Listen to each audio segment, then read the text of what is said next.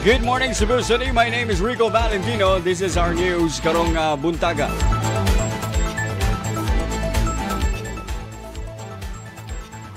Duha ka dalan nga buksan sumpay CSCR ug N Bacalso.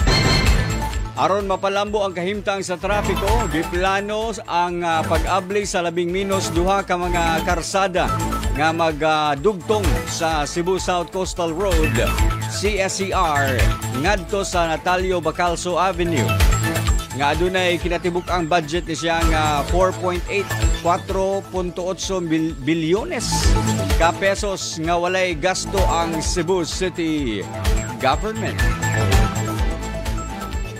Si Cebu City Councilor Jerry Guardo, chairman sa Committee on Infrastructure, niingon sa interview sa nitong Miyerkules, Nobyembre 29, nga sa upat ka mga dalan nga gikonsiderar nga connector road, duha lang ang gikonsiderar nga feasible. Usa sa dalan Cabreros o usa sa dalan Gabuya Street tungod kay kini cost efficient o accessible. We badly needed this connector roads. Currently, the one that connects SRP, South Road property, to Cebu City is only the Mambaling Road, kaning Bistil Street. Mao pa nay accessible karon, no? Maka-access pa ta diha. So, karon ngita sila lain nga connector road. Dugang paniguardo nga ang Cabrero Street Connector Road magdugtong ni siya sa F. Liama Street ngadto sa SRP Back Road duol sa SMC side. Muagi ibabaw sa Mambaling Underpass. Og ang laing bahin siya ni dugang ang Gabuya Street Connector Road magsumpay sa Cogon Pardo ngadto sa El Pardo Road sa Cebu South Coastal Road. Sa diyang gipangutana kung pila ka mga privately owned structures ang maapektuhan sa mga proyekto, si Guardo niingon nga ang DPWH anaa sa proseso sa pag-ila sa gidaghanon sa privately owned structures nga apektado sa maong proyekto.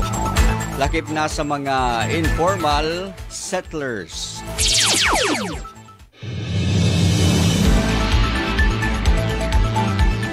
Og sa laing bahin sa itong balita mga ka-winner, MMDA mopaambit sa ilang expertise sa pagduma sa trapiko.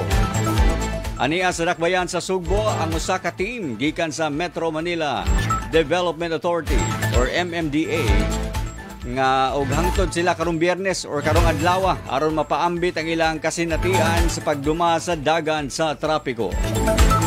Ang team gipangaluhan ni Antonio Pagulayan Jr., Management Officer 5, uban sa mga grupo sa computer programmers, engineers o planning officers.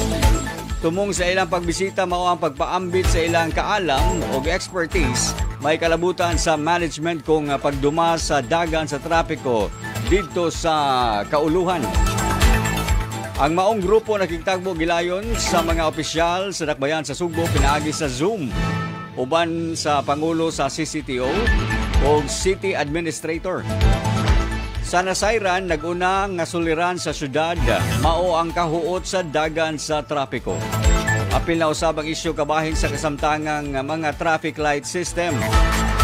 Ang MMDA muhatag unya sa kagamhanan sa syudad sa ilang rekomendasyon human sa ilang mga tigong og sa pagsusi sa kinatibuk-an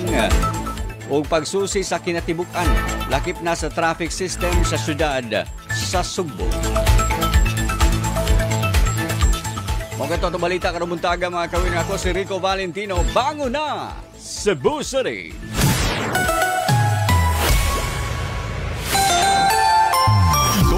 Ang Win Radio, ang radyo ng bawat Pilipino sa Metro Cebu at sa buong mundo.